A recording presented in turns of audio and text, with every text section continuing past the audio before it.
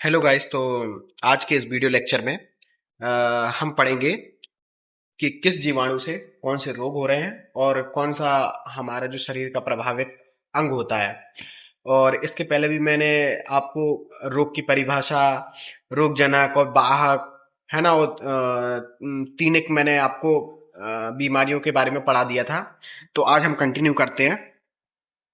तो शुरू करते हैं हम। जैसे कि मैं आपको क्षय रोग पिछली वीडियो में पढ़ा चुका हूँ।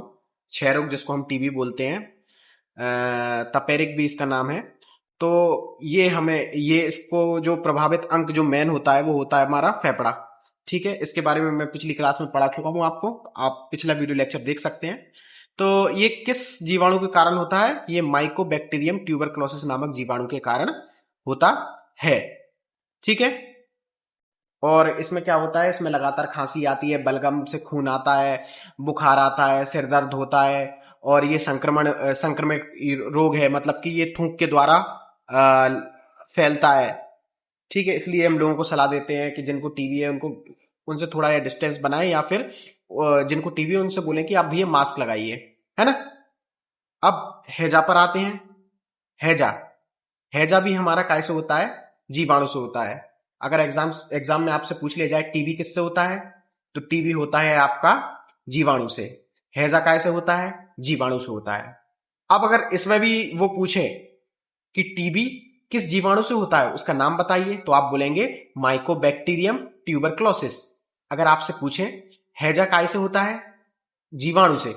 कौन से जीवाणु से होता है? Vibrio cholera. इसमें प्रभावित अंग कौन सा है? इसमें प्रभावित अंग छोटी आंत है। छोटी आंत है। अब जब प्रभावित अंग छोटी आंत है तो ये कैसे होता है? दूषित भोजन, दूषित पानी या अस्वच्छता के कारण हैजा होता है। ठीक है, तो हमें किन बातों का ध्यान रखना है कि हमें साफ सुथरा पानी पीना है, साफ सुथरा भोजन करना है ना, स्वच्छ स्वच्छ भोजन करना है। ठीक है। और इसमें प्रभावित अंग कौन सा है? छोटी आंत। जीवाणु से होता है। कौन से जीवाणु से होता है? Vibrio cholera. टाइफाइड टाइफाइड कैसे होता है? टाइफाइड होता है सल्मोनेला टाइफी। टाइफाइड कैसे होता है? Salmonella typhi. इसमें प्रभावित अंग कौन सा है हमारा शरीर का? तो इसमें भी प्रभावित अंग छोटी आंत है। कौन सी है? छोटी आंत। और इसमें मैं आपको बता चुका हूं कि ये भी जो है कैसे होता है टाइफाइड, है ना, ये मैं बता चुका हूं आपको। और इसमें क्या है, बिडाल टेस्ट होता है, जीन जो टेस्ट है वो होता है ना। तो ये सब टेस्ट इसमें होते हैं। पिछली वीडियो आप लेक्चर देखेंगे, आपको पता चल जाएगा। मैं टाइफाइड के बारे में पढ़ा चुका हूं कि बिडाल टेस्ट होता क्या है ना। बेसिकली मैं फिर से एक बार बता देता हूं अगर आपको नहीं पता है। बिडाल टेस्ट में क्या होता है, हमारा जो ब्लड है वो दो पार्ट से मिलकर बना होता है। एक होता है हमारा ठोस पार्ट, जिसमें होती है हमारी आरबीसी, डब्ल्यूबीसी और प्लेटलेट्स। प्लेटलेट्स होती हैं। ठीक है, प्लेटलेट्स होती हैं। प्लेटलेट्स प्लेटलेट्स होती हैं। तो जिसमें होता क्या है कि जो हमारा प्लाज्मा है वो तरल रूप में होता है। प्लाज्मा क्या रहता है? तरल रूप में। ब्लड का तरल रूप प्लाज्मा है। तो प्लाज्मा टेस्ट किया जाता है। तो इसमें जैसे कि अगर सल्मोनेला टाइफी अगर हमारी बॉडी में प्रवेश किया है तो उसके लड़ने के लिए हमारी बॉडी एंटीबॉडीज बनाएगी। तो मतलब अगर बॉडी ने एंटीबॉडीज बनाई हमारी, तो समझ लीजिए आपको टाइफी है, मतलब कि सल्मोनेला टाइफी आपके बॉडी के अंदर है। और अगर एंटीबॉडीज नहीं बनाई तो सल्मोनेला टाइफी नहीं है। ठीक है, तो यही बिडाल टेस्ट होता है ना। तो इसमें भी जो है आपका आंत प्रभावित होती है। प्लेग। तो यूरोप में एक प्लेग नामक बीमारी फैली हुई थी बहुत ज्यादा, आपको याद होगा। तो ये जो प्लेग है उसमें क्या होता है, जो हमारी लसिका है, लसिका तंत्र, लिम्स जिसको हम बोलते हैं, तो लसिका तंत्र जो है वो प्रभावित होती है। और ये चूहे के, इसका वाहक कौन है? इसका वाहक चूहा है। और ये किससे होती है? जीवाणु से होती है। तो होता क्या है, चूहे की बॉडी पे एक पिस्सू पाया जाता है। चूहे की बॉडी पे एक पिस्सू पाया जाता है। ये चूहे की पिस्सू के कारण हमें क्या होता है? प्लाग होता है। ठीक है। और प्लाग से होने वाली मौत को काली मौत कहते हैं। क्या बोलते हैं? प्लाग से होने वाली मौत को काली मौत कहते हैं, क्योंकि इसमें बॉडी जो है ना वो काली पड़ जाती है प्लाग से होने वाली मौत को। और ये किससे होती है? प्लाग भी जीवाणु से होती है। ठीक है, कौन से जीवाणु से होती है ये? यर्स यर्सिने यर्सिनिया पेस्टिस। यर्सिनिया पेस्टिस या पेस्चुला पेस्चुला पेस्टिस भी बोल सकते हैं। ये अगर आपको ऑप्शन में यर्सीनिया पेस्टिस नहीं दिखे तो पोस्चुला पेस्टिस दिख जाएगा। इन दोनों में से कोई उत्तर लगा सकते हैं आप, या फिर आप बोल सकते हैं पोस्चुला पोस्चुला पेस्टिस। पोस्चुला पेस्टिस, या हम क्या बोल सकते हैं, या हम बोल सकते हैं यर्सीनिया पेस्टिस। Yersinia pestis. और इसमें प्रभावित अंग कौन सा है? ये लसिका है। और प्लाग से होने वाली मौत को हम क्या बोलते हैं? काली मौत कहते हैं। और इसमें क्या देख रहे हैं हम कि ये जो चूहा है, चूहे के ऊपर पिस्सू होता है। तो चूहे, इसका वाहक कौन है प्लाग का? तो इसका प्लाग का वाहक चूहा है। आगे बढ़ते हैं हम। कुष्ठ रोग। तो जो हमारा कुष्ठ रोग है वो हमें कैसे होता है? तो कुष्ठ रोग होता है आपको जीवाणु से। कुष्ठ रोग भी कैसे होगा आपको? जीवाणु से। कुष्ठ रोग भी कैसे हो रहा है? जीवाणु से। कुष्ठ रोग कैसे हो रहा है? जीवाणु से। कुष्ठ रोग कैसे होता है? जीवाणु से होता है। मेरे साथ बोलिए, कुष्ठ रोग किससे होता है? कुष्ठ रोग जीवाणु से होता है। इसमें प्रभावित अंग कौन सा है? तंत्रिका तंत्र मतलब कि नर्वस सिस्टम और त्वचा स्किन।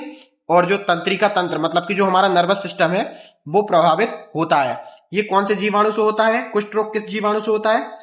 कुष्ठ रोग किस जीवाणु से होता है? अगर एग्जाम में पूछा जाए कुष्ठ रोग किस जीवाणु से होता है तो सही उत्तर है माइकोबैक्टीरिया लेप्री। Mycobacteria leprae. मेरे साथ बोलिए, माइकोबैक्टीरिया लेप्री। माइक्रोबैक्टीरिया लेप्री नामक जीवाणु से कुष्ठ रोग होता है। ठीक है। अब डिप्थीरिया। डिप्थीरिया कैसे होता है? डिप्थीरिया भी जीवाणु से होता है। डिप्थीरिया कैसे होता है? जीवाणु से होता है। कौन से जीवाणु से होता है?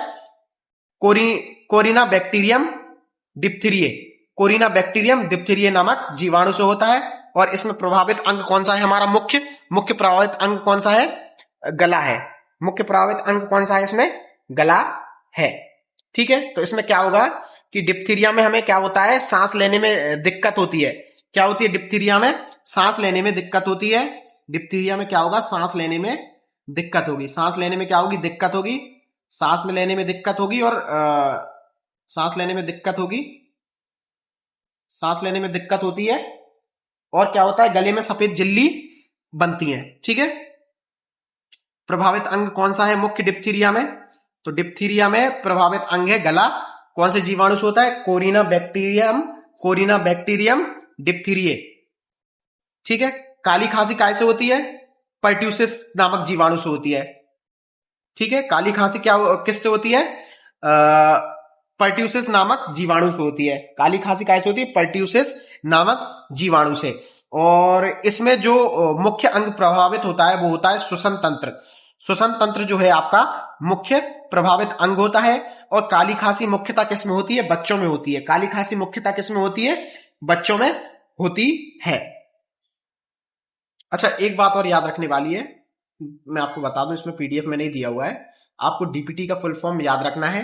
डीपीटी का फुल फॉर्म है diphtheria pertussis tetanus. Diphtheria pertussis tetanus. ठीक है। इसको ट्रिपल एंटीजन भी बोलते हैं। इसको क्या बोलते हैं? Triple antigen. ठीक है। ये फुल फॉर्म आपको याद रखना है। आपको बता चुका हूं मैं कि काली खांसी किससे होती है? पर्ट्यूसिस नामक जीवाणु से होती है। काली खांसी कैसे होती है? सबसे पहले तो ये याद रखना है कि जीवाणु से होती है। फिर जीवाणु में भी किससे होती है? पर्ट्यूसिस नामक जीवाणु से होती है। प्रमुख अंग जो प्रभावित है श्वसन तंत्र।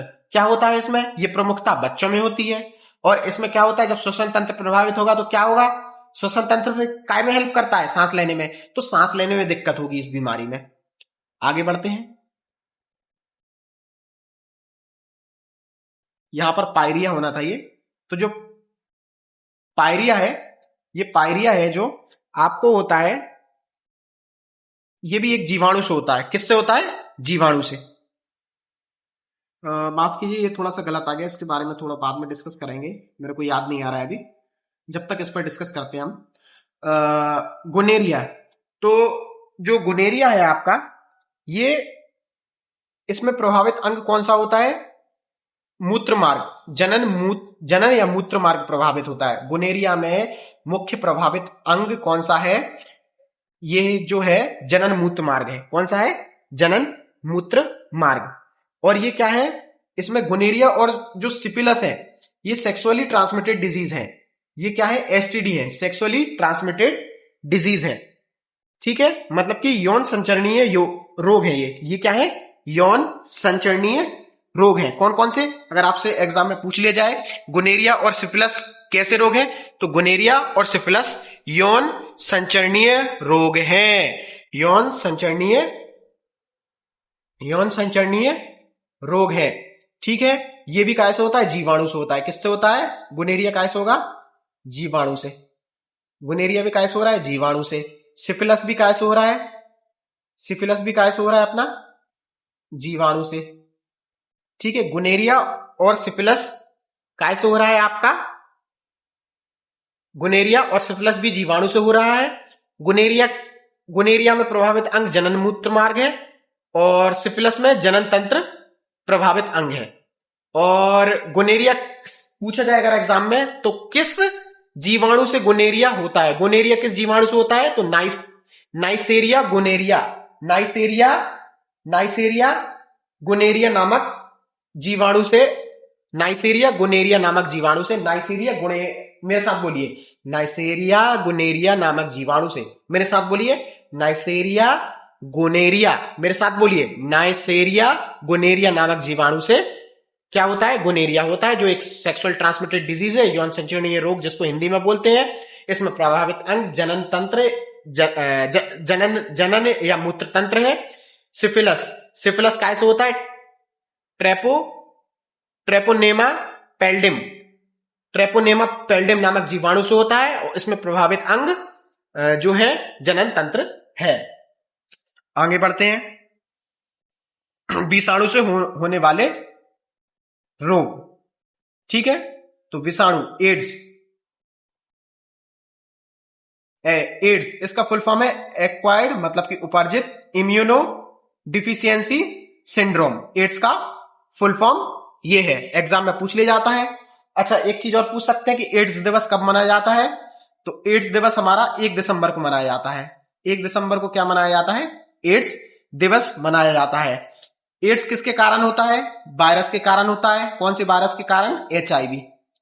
एचआईवी वायरस के कारण होता है। अगर एचआईवी का फुल फॉर्म पूछ लें तो इसका फुल फॉर्म है ह्यूमन इम्यूनो वायरस के कारण एड्स होता है। ठीक है, एड्स कैसे फैलता है?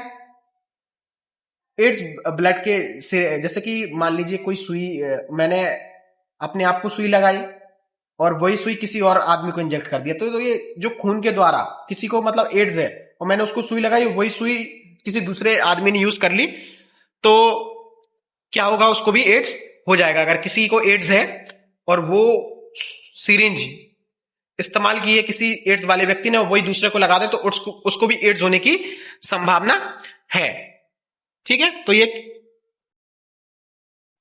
एड्स है। ठीक है, ये एड्स है, एचआईवी वायरस के कारण होता है। इसमें प्रभावित अंग कौन सा है? प्रतिरक्षी तंत्र, इम्यूनो सिस्टम जो है हमारा, वो प्रभावित अंग है इसमें। ठीक है, कौन सा प्रभावित अंग है इसमें? इसमें जो हमारा प्रभावित अंग है वो है प्रतिरक्षी तंत्र, और ये एचआईवी वायरस के कारण होता है। और ये जो मनाते हैं हम एड्स दिवस, वो 1 दिसंबर को मनाते हैं। अब इसमें कुछ टेस्ट हैं, एड्स में कुछ टेस्ट हैं। तो एक टेस्ट है जिसको हम बोलते हैं रैपिड टेस्ट। एक होता है रैपिड टेस्ट। तो रैपिड टेस्ट में क्या होता है? इसका परिणाम आ जाता है 15 से 20 मिनट में पता चल जाता है कि किसी व्यक्ति को एड्स है या नहीं है। किसी व्यक्ति को एड्स है या नहीं है, ये हमें 15 से 20 मिनट में पता चल जाएगा रैपिड टेस्ट के द्वारा। फिर इसमें दूसरा आता है एलिसा टेस्ट। ठीक है, रैपिड टेस्ट के बाद आता है एलिसा टेस्ट। इसका फुल फॉर्म है enzyme linked immunosorbent assay. Enzyme linked immunosorbent assay, इसको बोलते हैं प्राथमिक टेस्ट। ठीक है, एंजाइम लिंक्ड, माफ कीजिए गलत बोल दिया मैंने थोड़ा सा, enzyme linked immuno सॉर्वेंट assay. Enzyme linked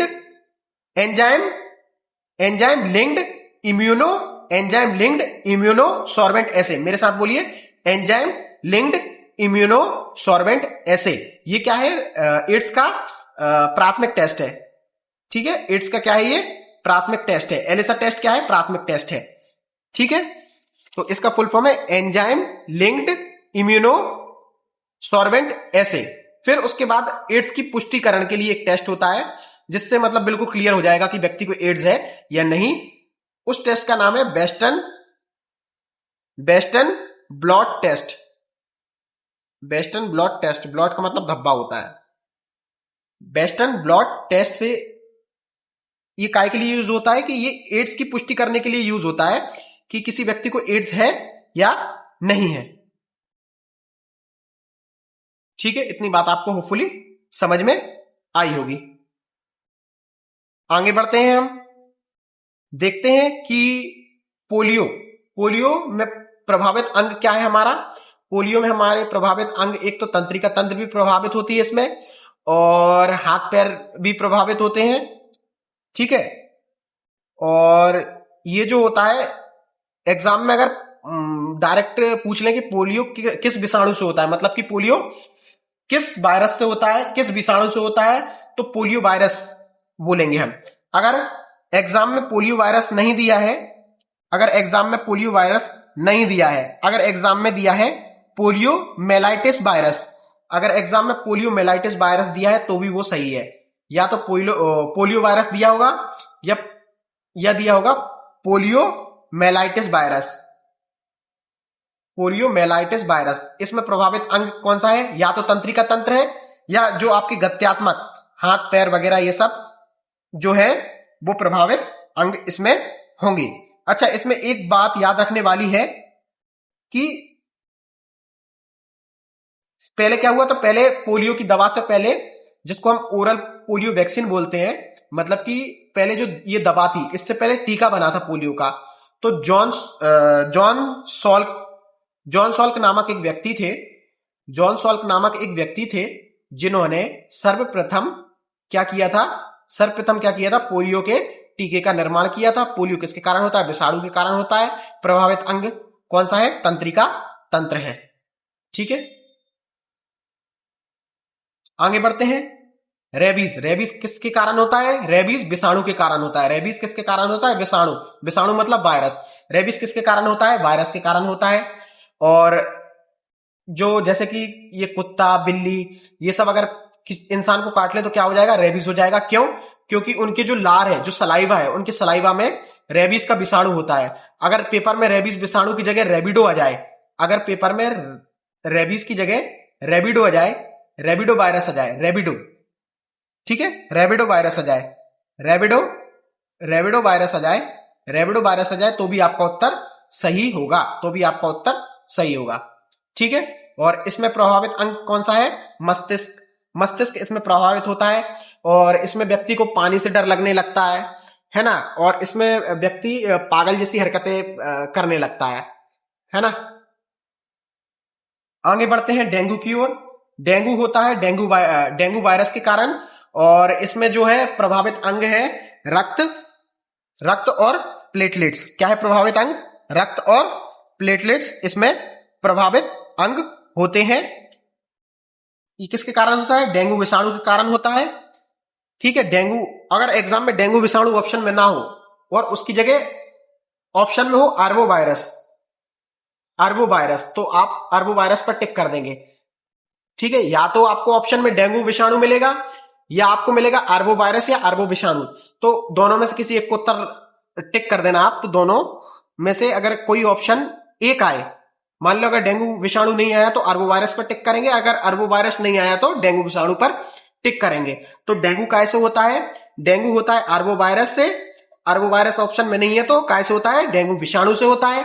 इसमें जो है अपनी ब्लड की जो प्लेटलेट्स होती हैं, ब्लड में जो प्लेटलेट्स होती हैं, रक्त और प्लेटलेट्स का गिरना बहुत जल्दी होता है, शरीर पर लाल दाने आने लगते हैं, बहुत जल्दी कमजोरी होने लगती है।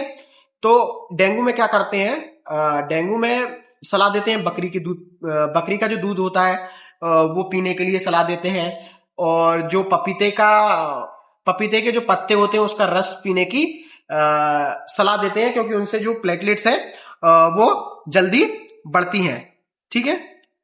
उनसे क्या होता है, जो प्लेटलेट्स है वो जल्दी बढ़ती हैं। खसरा, खसरा जो है वो भी काय के कारण होता है, विषाणु के कारण। मिसिलस विषाणु के कारण क्या होता है, खसरा होता है। मिसिलस विषाणु के कारण क्या होता है, खसरा। और इसमें प्रभावित अंग क्या है, त्वचा और श्वसन तंत्र। ठीक है, खसरा काय के कारण होता है, मिजलस विषाणु के कारण होता है। खसरा मिजलस नामक विषाणु के कारण होता है। और इसमें जो प्रभावित अंग है वो है त्वचा और श्वसन तंत्र। ठीक है, और इसके बाद आगे चलते हैं हम। आपको खसरा समझ में आ गया है। प्रभावित अंग त्वचा एवं श्वसन तंत्र है। छोटी माता या चिकन पॉक्स, छोटी माता या चिकन पॉक्स किससे होता है, बेरिसेला नामक विषाणु से होता है। बेरिसेला नामक विषाणु से छोटी माता होती है और प्रभावित अंग त्वचा है। बड़ी माता किससे होती है, बेरिओला नामक विषाणु से, माफ कीजिए, बेरिओला नामक विषाणु से क्या होती है, बड़ी माता होती है। और छोटी माता होती है बेरिसेला नामक विषाणु से होती है। और उसमें भी प्रभावित अंग क्या रहेगा, आपका त्वचा रहेगा। ठीक है, छोटी माता बेरिसेला, बड़ी माता बेरियोला विषाणु से, प्रभावित अंग त्वचा। खसरा काय से होता है, विषाणु से होता है। कौन से विषाणु से होता है, मिजलस विषाणु से होता है। प्रभावित अंग त्वचा एवं श्वसन तंत्र। वर्ड फ्लू काय से होता है, H5N1 वायरस से होता है। H5N1 वायरस से क्या होता है, वर्ड फ्लू होता है। और इसमें जो प्रभावित अंग होता है वो श्वसन तंत्र होता है। और ये मुख्यतः मुर्गियों से इंसानों में आया था। इसकी एक लंबी स्टोरी है, आप नेट पर सर्च कर सकते हैं। स्वाइन फ्लू है जो, वो काय से आता है, H1N1 विषाणु से आता है। काय से आता है, H1N1 विषाणु से आता है। इसमें प्रभावित अंग क्या है, श्वसन तंत्र प्रभावित अंग है। ठीक है, और ये कैसे फैला था, इसकी भी एक कहानी है। सुअर से इंसानों में फैला था। हेपेटाइटिस बी किस विषाणु के कारण आता है, हेपेटाइटिस बी आपको एचबीवी वायरस के द्वारा या फिर विषाणु जिसको हम बोलते हैं एचबीवी विषाणु के द्वारा हेपेटाइटिस बी होता है। और इसमें जो प्रभावित अंग होता है यकृत या लिवर होता है। और पीलिया में भी क्या होगा, आपका लिवर प्रभावित होगा। और पीलिया को पीलिया इसलिए बोलते हैं क्योंकि इसमें लिवर से ब्लू रूबिन नामक एक पदार्थ निकलता है, जिसके कारण जो है हमारा शरीर पीला पड़ने लगता है। ठीक है, कोविड-19 किसके कारण था, विषाणु के कारण था, सबको पता है। सांस लेने में दिक्कत आती थी, सबको पता है। किसके कारण होता था, SARS-CoV-2 विषाणु के कारण। प्रोटोजोआ मतलब कि जो परजीवी के द्वारा होते हैं, जो रोग परजीवी के द्वारा होते हैं वो हम प्रोटोजोआ जनित रोग में रखेंगे। मलेरिया किसके कारण होता है, मलेरिया होता है आपको प्लाज्मोडियम प्रोटोजोआ के कारण। और इसमें जो प्रभावित अंग होता है मलेरिया में, वो रक्त प्रभावित होता है हमारा, या फिर स्प्लीन मतलब कि प्लीहा और रक्त प्रभावित होता है। ठीक है, काला आजार में क्या होता है, पूरे शरीर में चिकदे, बड़े बड़े चिकदे हो जाते हैं। और ये जो है ये आपको किसके कारण होता है, प्रोटोजोआ के कारण होता है। लीशमेनिया डोनोवानी के कारण होता है। काला आजार काय के कारण होता है, लीशमोनिया डोनोवानी के कारण होता है। इसमें प्रभावित अंग आपका जो होता है वो होता है अस्थि मज्जा मतलब कि बोन मैरो। इसमें जो प्रभावित अंग होता है वो होता है बोन मैरो। क्या होता है प्रभावित अंग, बोन मैरो मतलब कि अस्थि मज्जा जो है कालाजार में प्रभावित अंग होता है। और कौन से प्रोटोजोआ के कारण होता है, लीशमेनिया डोनोवानी के कारण होता है।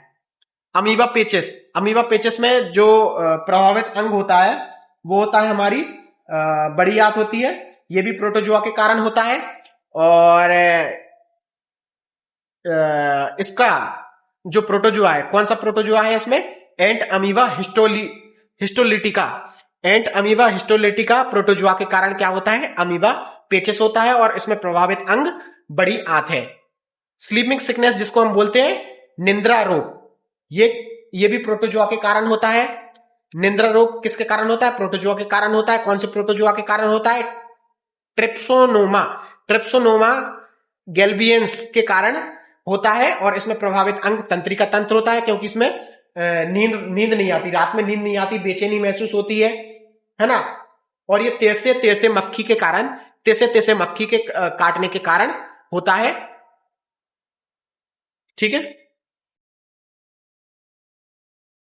आगे बढ़ते हैं। कवक, कवक से होने वाले रोग कौन कौन से हैं? तो दांत जो है वो कैसे होगी आपकी? कवक से होगी। दांत कैसे होगी? कवक से होगी। एथलीट फुट कवक से होगी। कैडिडाइसिस, कैडिडाइसिस भी कवक से होगी। दांत होगी ट्राइकोफाइटिन से। दांत दांत किससे होगी? कौन से कवक से होगी? ट्राइकोफाइटिन से। प्रभावित अंग त्वचा। एथलीट फुट कैसे होगा? एपिडर्मोफाइटिन से होगी। एपिडर्मोफाइटिन से होगी। कहां पर होगी? पैरों की त्वचा में। प्रभावित अंग क्या होगा? पैरों की त्वचा में। कैंडाइसिस होगा, कैंडिडा एल्विकेंस कवक के कारण होगी। और इसमें जो प्रभावित अंग होगा मुख एवं जननांग। इसमें एक चीज और बताने लायक है, ठीक है, दांत ट्राइकोफाइटिन से होती है। और इसमें जो है खाज होती है, तो खाज किससे होती है? एकेरस स्कैबीज नामक कवक से होती है। तो जितनी भी दाद, खाज, खुजली है ना, दमा, दमा भी कैसे होता है? कवक से होता है। ठीक है, अच्छा एग्जाम में पूछ सकते हैं दमा कैसे होता है? दमा मतलब कि अस्थमा, अस्थमा कैसे होता है? कवक से होता है। ठीक है, और धूल मिट्टी वगैरह से भी होता है। और इसमें जो है फेफड़ों की जो कुपिकाएं होती हैं वो प्रमुख प्रभावित होती हैं दमा में। और कौन से कवक से होता है? तो एस्परजिलस नामक कवक से होता है। एस्परजिलस कवक नाम, एस्परजिलस कवक से होती है। किससे होती है? एस्परजिलस, एस्परजिलस कवक से आपको क्या होगा? दमा होगा। ठीक है, बात समझ में आई। और जो आपकी खाज रहेगी वो होगी एकेरस स्कैबिस से होगी। एकेरस स्कैबिस से आपको खाज होगी, तो इसमें भी त्वचा प्रभावित होगी। ठीक है, आगे बढ़ते हैं हम। मिनी माता रोग, कुछ प्रदूषण से होने वाले रोग हैं। तो मिनी माता रोग कैसे होगा? मिनी माता रोग पारे से होगा। जब पानी में पारे की मात्रा बढ़ जाती है तो क्या होता है? मिनी माता रोग होता है। जापान की कहानी है ये, जापान से ये मिनी माता नाम आया है। और जापान की पहाड़ी में होता क्या है कि पारा निकलता है, पारा निकलकर नदी में मिल जाता है। अब नदी में क्या है, जब लोग मछली वगैरह खाते हैं तो जब पारे की मात्रा बढ़ती है तो मछली के शरीर में भी वो पारा पहुंचता है। तो जब मछली को इंसान खाता है जापान में, तो वहां से क्या होता है, इंसान की बॉडी में वो पारा पहुंचता है, जिससे तंत्रिका तंत्र प्रभावित होता है। अंधापन, बहरापन भी हो सकता है, जिसके कारण क्या होगा? इंसान की मौत भी हो सकती है। तो ये मिनी माता रोग जापान से आया है, जापान की स्टोरी से आया है ना, जापान से आया है। ठीक है, पारे की मात्रा पानी में बढ़ना। इटाई इटाई रोग, इटाई इटाई रोग होता है पानी में।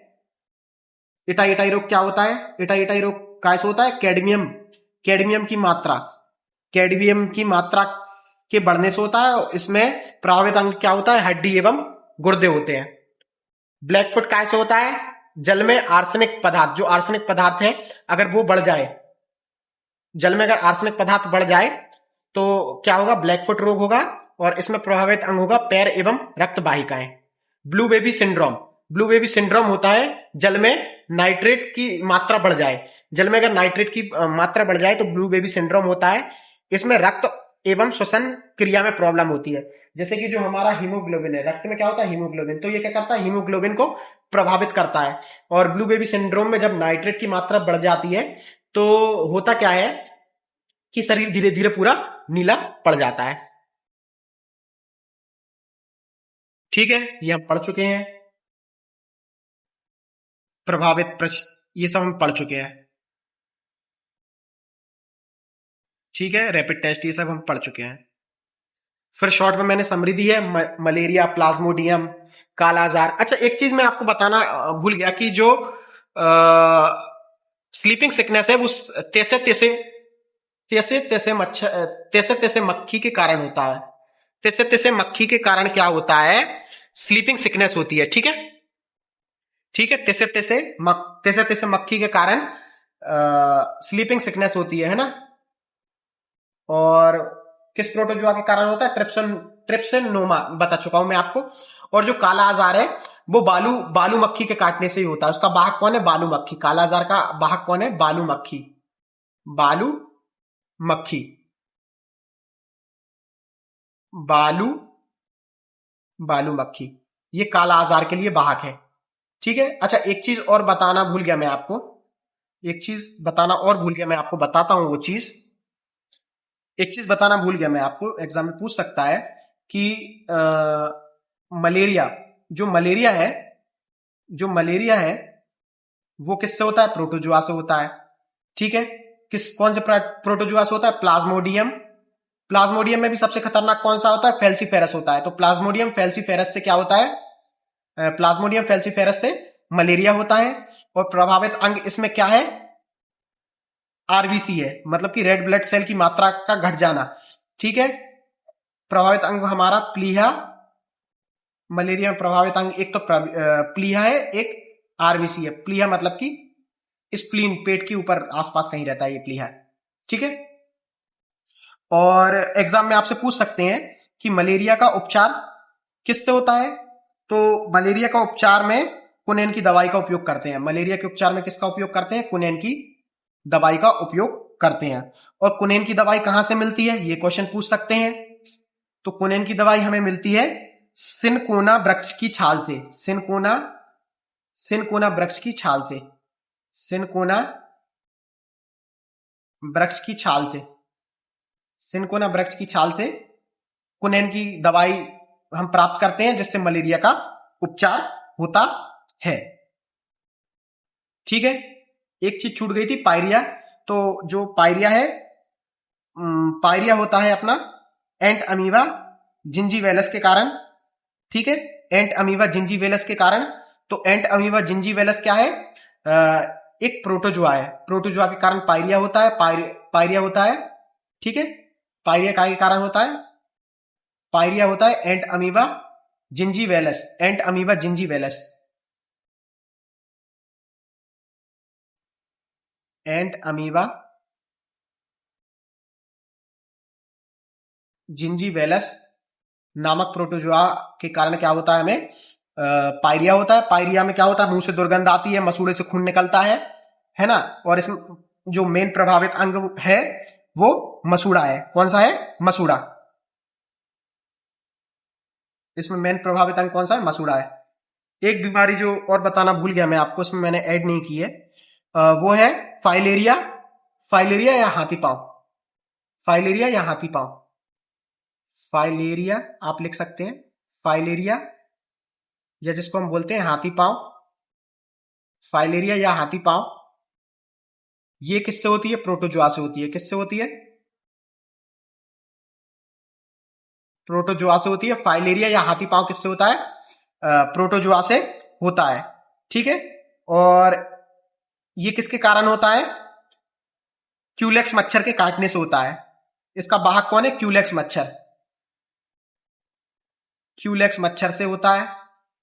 आपने होपफुल इतना नोट कर लिया होगा, मैं मिटा दूं क्योंकि मेरे पास स्पेस नहीं है।